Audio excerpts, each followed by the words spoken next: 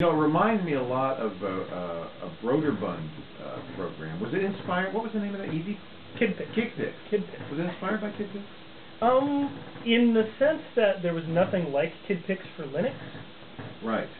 And one of my friends from the Linux user group that I run asked if I knew of any, and I said, well, no, but I could probably write something. I've done a number of games. So, and I always wished the GIMP made more sound effects, because I was always doing them myself, you know. Bloop, bloop. This makes a lot of them. Yeah, so...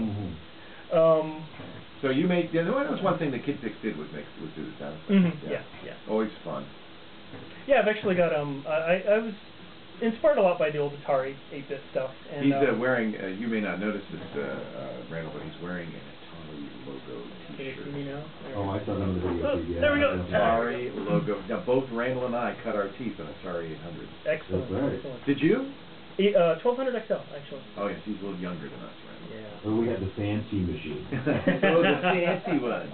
Oh, yes, he had 64K of RAM. No, that was 128. No, 64? 64. Yeah.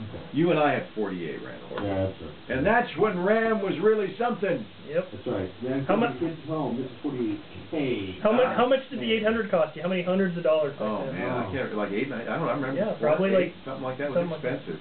And if you wanted a disk drive, that's another like 1,500 probably. It was really expensive, and it was a floppy drive. Like 96K of it was ridiculous. per side. Yeah. It was Didn't it have an audio tape? It did. All the programs I first wrote, which were in BASIC, were on. We save them and load from cassette tape. Isn't that wonderful? There's a small voice there. There is a small voice, and it's not TuxPaint. Nope. It's your son. This is my son William. How old is William? 2 years and 2 months. So he's younger than TuxPaint. He's younger than TuxPaint. But he's currently your chief tester? Pretty much, yeah. He's awfully cute. He's testing that mic. He's testing the mic. Yeah, I hope he's not making too much noise on it. No, that's fine. He's great. We love having him. I mean, that's perfectly appropriate. Blow a kiss to the camera? So, yeah, blow a kiss to the camera. See, the camera's right there? Oh, right there. Over that funny guy who's taking your picture? It's that one. Blow a kiss. No, all right. So, you said you ran a Linux user group. Yeah, I still do. We actually just turned 10 years old in January. Congratulations, that's pretty cool. Had a big party.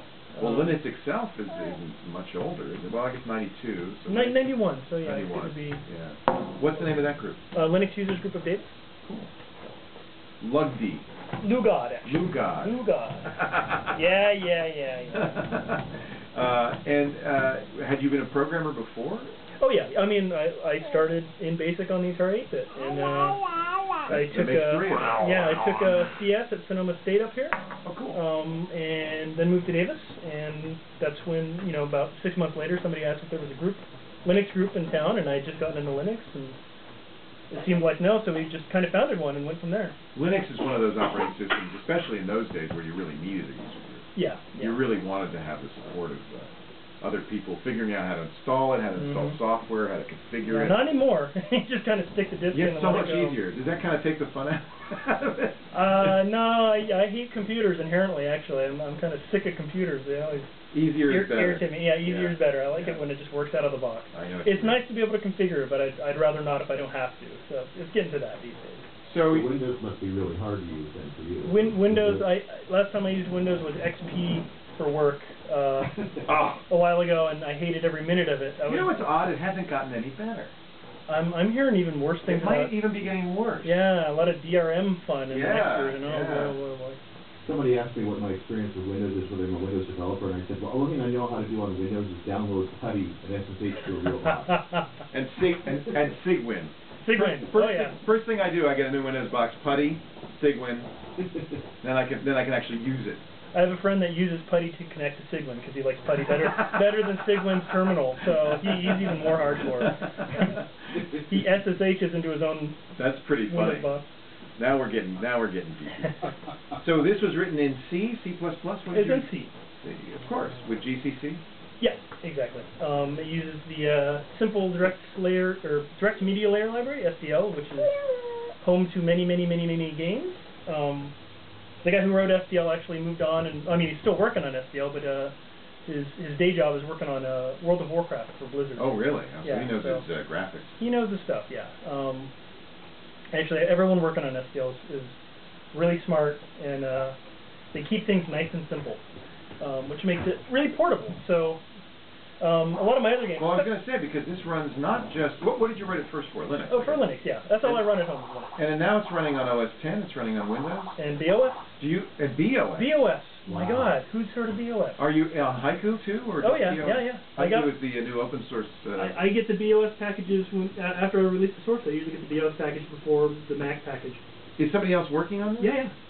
So they'll port it. You don't do the port. I don't do the porting. Yeah. You continue to write it in C on Linux. Mm-hmm.